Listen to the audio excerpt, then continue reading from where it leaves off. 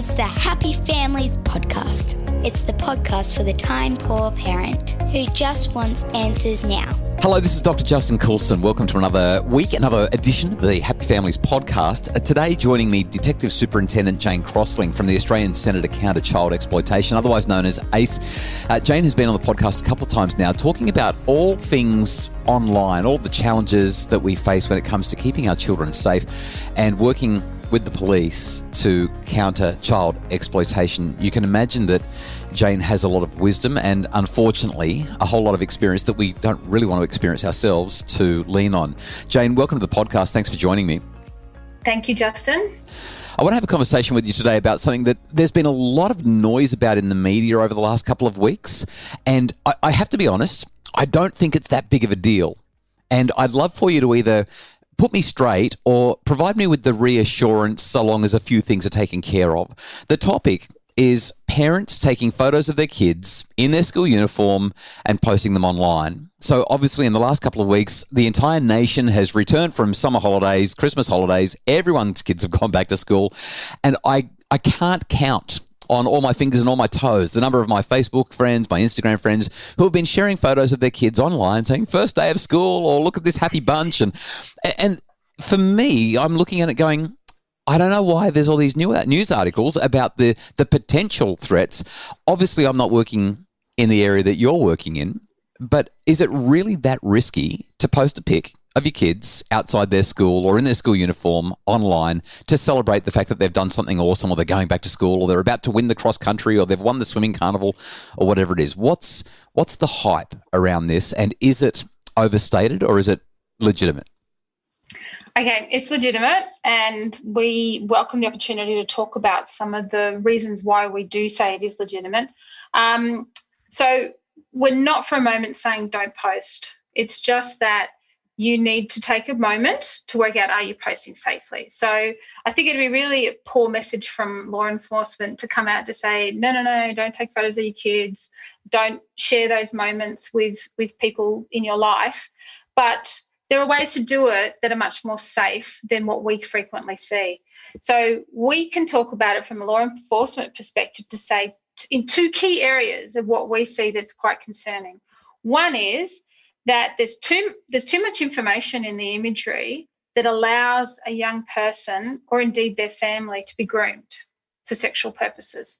So that's one really concerning aspect. The other thing is that we know when we seize devices from offenders, which we do, every week in Australia, we see these otherwise innocent images ending up in the collection of online child sexual offenders. So there's kind of two key things going on there. One is that the information that's contained within those images is used as leverage to pretend that they actually know the child in more detail and know more details about them than is otherwise safe. And then the other aspect is the fact that you don't know where these images are ending up, depending on how they've been shared. So we're not saying don't post, just think about how you're posting. I'd like to talk about the how to post safely discussion in just a sec.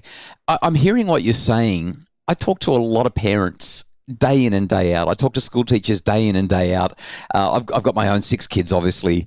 And while I read about it in the news, hear about it, it's one of those things that happens to other people. It's so far removed from the interactions that I have with everyday mums and dads that I'm interacting with on a day-to-day basis. This sort of stuff so rarely, so infrequently comes across my path. I feel uncomfortable saying it to you because obviously your experience tells you this is a big deal, but I kind of, as I put myself into the mindset of everyday mums and dads who are listening to this conversation, I still kind of resist. It feels like it's so extra. It's like we're asking so much. Are there really that many depraved, warped, crazy? I mean, I know even as I'm asking the question what you're going to say. Yes, there are, but it seems so improbable to me that there are that many people who are out there who are mining online social media platforms for images of my kids or your kids or whoever's listening to the podcast right now for their kids. Do you know what I mean? It just seems so incredible. It seems so far-fetched that this is such a big deal. How much does this really happen?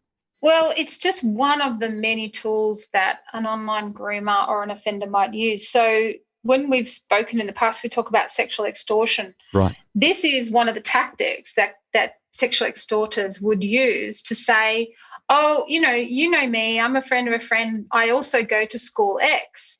So they've got that key piece of information that they can actually utilize to get through the otherwise barrier that they would be putting up to say that, hang on a minute, actually, I don't know you, but they've given a key piece of information. Oh, hang on a minute, they know what school I go to. Ah, right. And in a big school, to make out that you're a friend of a friend, that's legitimate potentially for a young person and their thought processes. That's a form of social engineering. So unfortunately, yes, we do see it in a variety of different grooming and extortion type circumstances.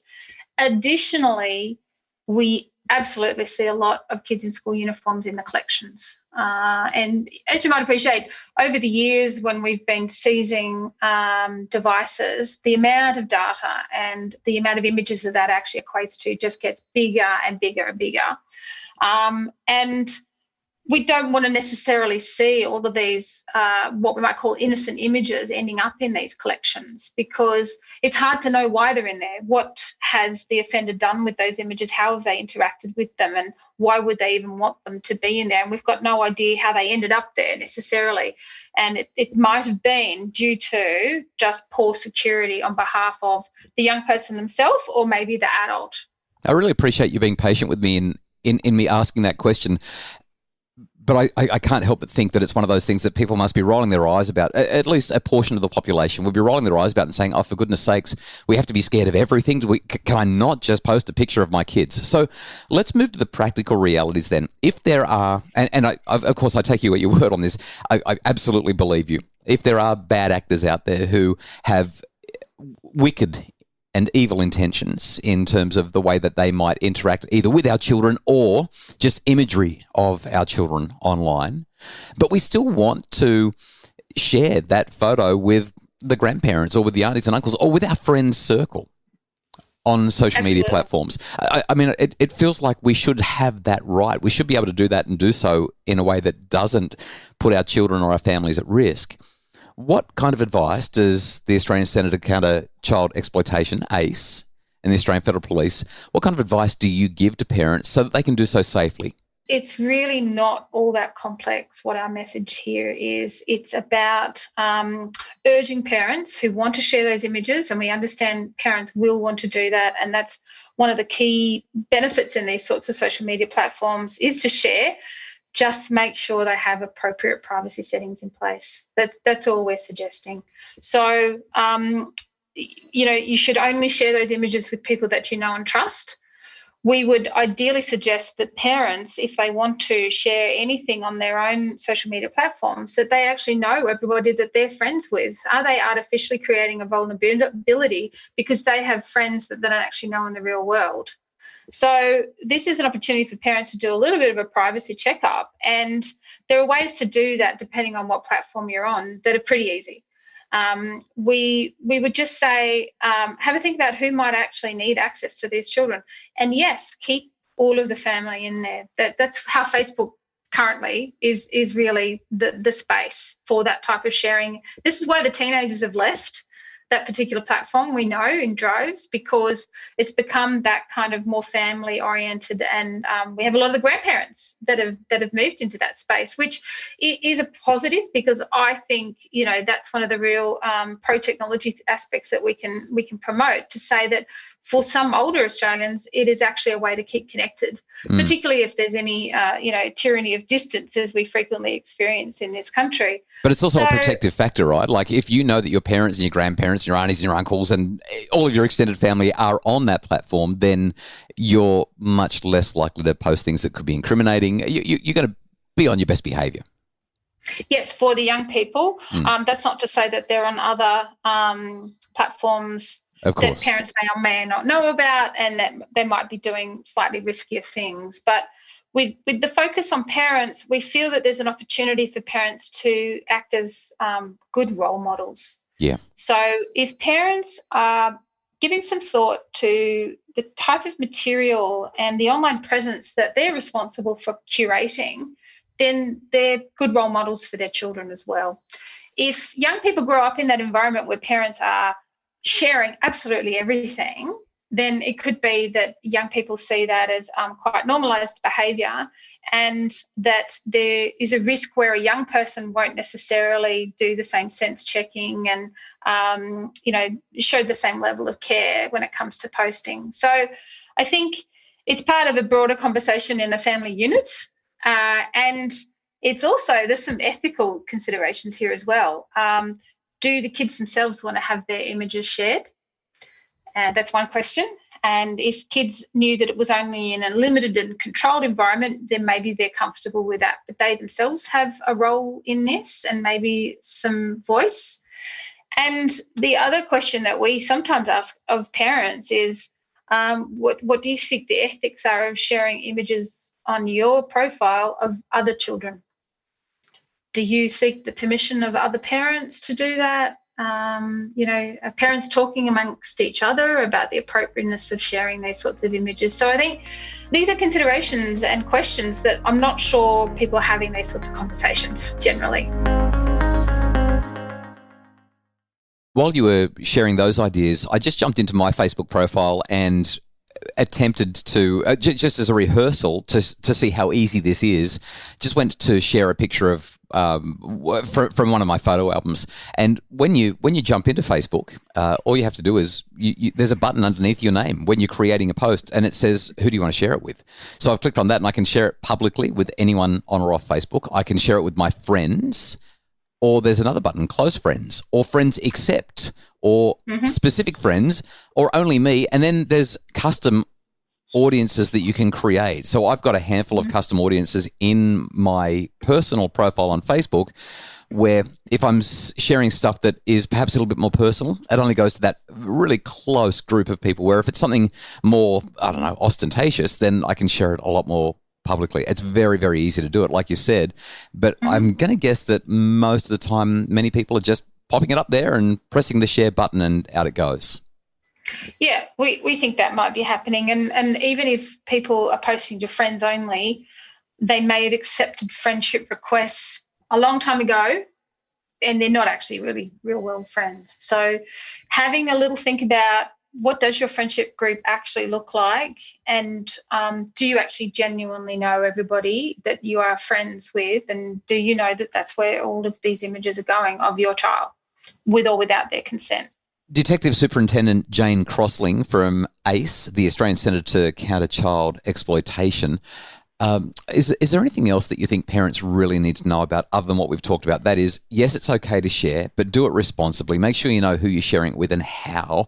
Check those settings and check on permission. Like, make sure that the people that you're sharing the images of are cool with you sharing that. Is there anything else that would be really important for parents to take home from this conversation? This is just part of a broader conversation that parents need to have with children from the moment that a child is going to start engaging with technology. So we absolutely advocate for very, very early conversations, given children, at very, very young ages start interacting with that technology. That is the time to start having conversations about what can that device do, who can they connect with when they're on a device, what are the expectations around its usage. We recommend that families consider the contracts that we've mentioned before, where you can sit down as a family unit and actually work out how technology is appropriately used in that household from the moment a young person is actually getting access to a device.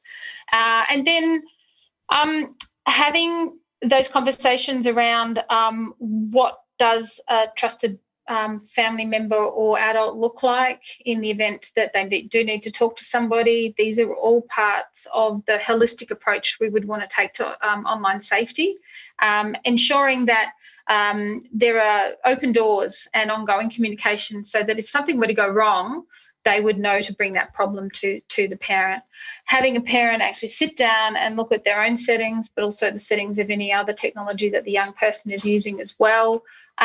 Just having that engagement, I think, is really critical. And that means also bringing the child in on the conversation about what is getting shared.